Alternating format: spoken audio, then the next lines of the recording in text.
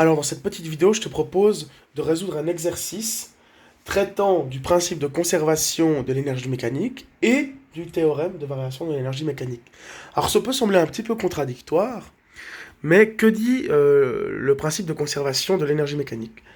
Ce principe stipule, comme son nom l'indique, que l'énergie mécanique, donc qui se définit comme étant la somme de l'énergie cinétique et de l'énergie potentielle de pesanteur, donc finalement l'énergie mécanique, c'est la somme de toutes les énergies capables d'engendrer le mouvement, et c'est une grandeur c'est une énergie qui va se conserver pour autant que les forces de frottement, donc la résistance du milieu, la résistance de l'air, est négligée.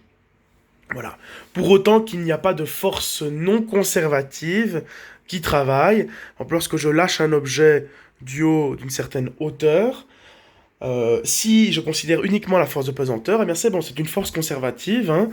L'énergie potentielle, donc, qui est accumulée en hauteur, va être convertie progressivement en énergie cinétique, donc en mouvement, et il n'y a pas de problème. Là, l'énergie mécanique est conservée. C'est-à-dire que l'énergie potentielle de pesanteur initialement présente, stockée en hauteur dans l'objet, va être 100% convertie en énergie de mouvement, en énergie cinétique, lors de la chute. Mais évidemment, quand on considère les frottements, ça devient un petit peu plus compliqué. Et donc il y a un théorème que l'on va voir, qu'on appelle le théorème de variation de l'énergie mécanique, qui explique que toute variation de l'énergie mécanique est la cause de forces non conservatives qui travaillent, qui s'exercent sur le système. Et donc, on parlera notamment des forces de frottement. Voilà. Mais là, c'est uniquement les forces extérieures, mais c'est uniquement des forces qui s'exercent donc sur le système. Et c'est uniquement les forces non conservatives. Donc en l'occurrence, en ce qui nous concerne, ce sera des forces de frottement. Voilà. Les forces de frottement vont donc dissiper l'énergie mécanique du système en chaleur, ce qui va faire qu'il y a une variation de l'énergie mécanique, en général une diminution. Voilà. Mais finalement, le principe de conservation de l'énergie mécanique est un cas particulier du théorème de variation de l'énergie mécanique. Parce que si la somme des forces extérieures qui s'exercent sur le système, enfin la somme des forces non conservatives qui s'exercent sur le système est nulle, alors dans ce cas-là, le delta EM, donc la variation de l'énergie mécanique, est nulle aussi.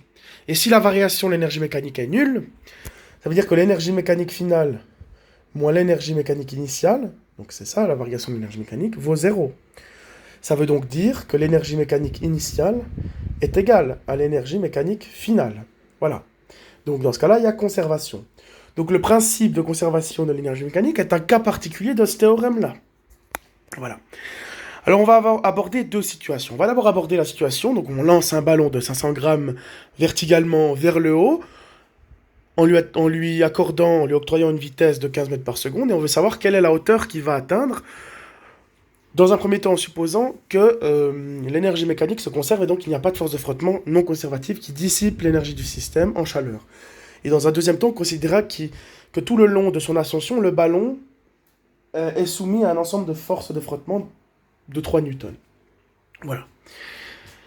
Bien, alors, première situation, on lance un ballon de 500 grammes. Alors, on ne nous précise pas de quelle hauteur, donc on va supposer que c'est depuis le sol, même si c'est pas vraiment le cas, mais on ne nous précise pas la hauteur ici.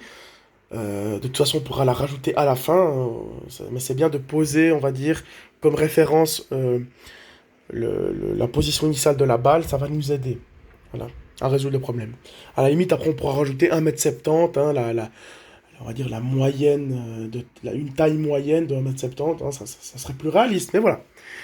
Mais on va partir du principe qu'il est au sol, le ballon. Voilà, la référence, c'est la position du ballon, initialement. Et donc, quelle hauteur est-ce qu'il va atteindre? Comment est-ce qu'on peut savoir ça? Et on peut savoir à l'aide du théorème à l'aide du principe de conservation de l'énergie mécanique. Tout d'abord, on octroie une certaine vitesse à l'objet. Donc, initialement, toute son énergie mécanique, elle est concentrée en une seule de ses composantes, en énergie cinétique. Il n'a que l'énergie de mouvement au départ, quand on le propulse.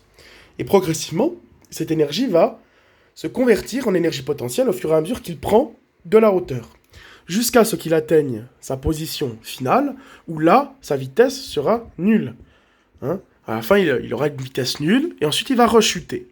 Et donc, nous, pour déterminer la hauteur, il va simplement falloir se questionner de la façon suivante.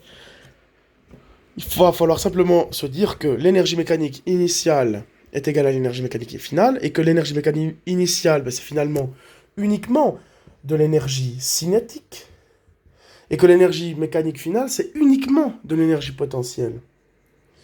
Donc finalement, on a cette égalité-là. Oui, parce que l'énergie mécanique initiale, c'est bien l'énergie cinétique plus l'énergie potentielle. Mais dans le cas présent, comme on suppose que le sol c'est la référence et qu'on tire la balle depuis le sol, bah, l'énergie potentielle de pointeur initiale, elle est nulle. On se trouve à une hauteur nulle. Par contre, l'énergie cinétique, elle est... voilà, toute l'énergie mécanique est concentrée dans l'énergie cinétique. Et à la fin, c'est le contraire. Il y a une inversion. Alors, regardons cette égalité. On voit qu'il y a du M des deux côtés, donc ça s'annule. Ça prouve une chose, ça prouve que dans l'air... Enfin, ça prouve que si un objet est en chute libre ou se meut dans un milieu qui n'oppose aucune résistance, comme ici on suppose, eh bien la masse est négligeable. C'est du même type que si on lance deux objets d'une certaine hauteur, lequel tombe si on lance deux objets, lequel touche le sol en premier, avec des masses différentes évidemment, bah, les gens ont tendance à dire celui qui a la plus grande masse. Bah, dans le cas où il y a le vide, bah, la masse n'intervient pas et n'a aucune influence sur la vitesse. Bah, là c'est un peu vrai le même principe. Voilà.